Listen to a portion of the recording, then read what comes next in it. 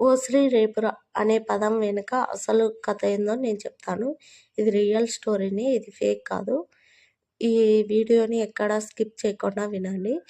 మా ఈ కథ చెప్పింది వచ్చేసి మా ఊరి ఆవిడే. ఆమెడ చిన్నప్పుడు అంటే 1960 అప్పుడు అనమాట. ఆమె చిన్నప్పుడు.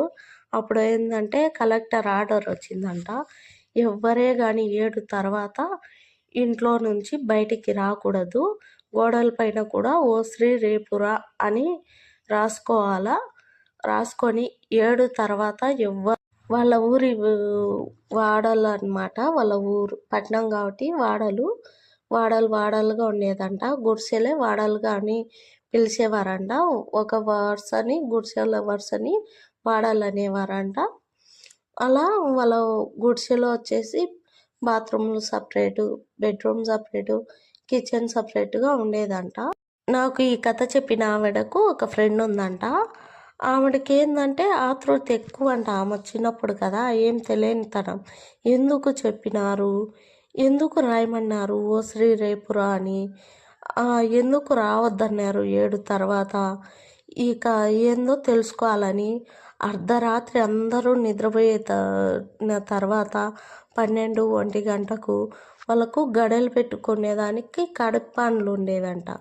గాడిపండ్లు ఒక గాడిపన్ పైన తలుపు పైన, గాడిపన్ కింద తలుపు కింద అందుకు ఉండేదంట. అలా ఒక గాడిపన్ తీసేసి పక్కన మెల్లని పక్కన పెట్టి ఎవరికి శబ్దం రాకుండా ఇంకొకటి తీసేసి చిన్నగా అడుగులో అడుగేసుకుంటా బయటికి వెళ్ళిందంట.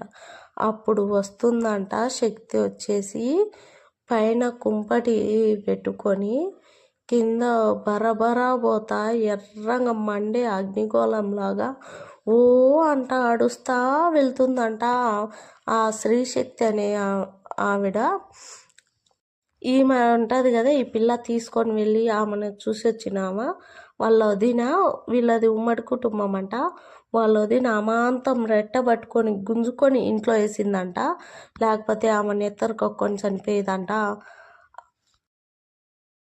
ఈ పిల్ల ఉండే ఊరిలోనే పకీర్ సాబ్ అనే ఒక ఆయప్ప ఉన్నారంట. ఆయన దయ్యాలు వదిలిస్తారంట. ఊరందరూ ఏమి నువ్వు పెద్ద పేరుకే పకీర్ సాబు, దయ్యాలు అందుకు వదిలిస్తావు, నువ్వేం జరిగేది తెలుసుకోలేవా అని యువతాలు చేసేసరికి ఈ పిల్లతో పాటే ఆ పకీర్ సాబ్ కూడా చూసేశారంట శ్రీశక్తిని. ఆ పకీర్ షాపు శ్రీశక్తి కూడా ఆ పకీర్ షాప్ను చూసేసి ఆయన కూడా రక్తం కక్కుని చనిపోయాడంట. ఈ పిల్ల అదృష్టం అండి.